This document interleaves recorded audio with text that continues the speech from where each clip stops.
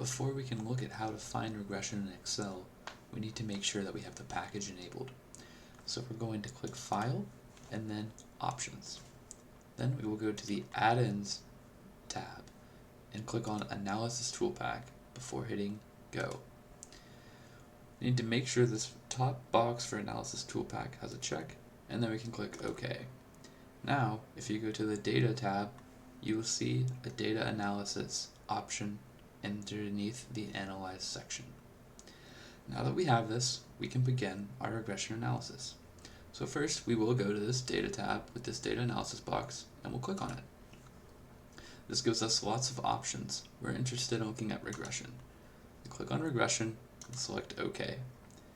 Now, we need to input our Y and X ranges.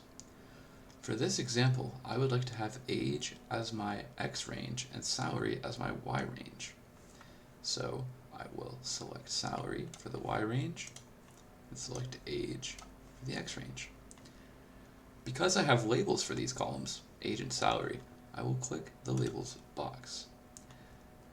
Then I will click New Worksheet and name this whatever I want it to.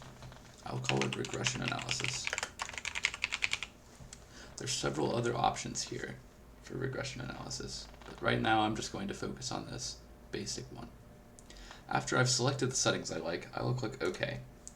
This creates our new tab, which we can simply view just by clicking on it on the bottom of our Excel worksheet. This shows us all the output we selected. You can then format it and analyze it however you like.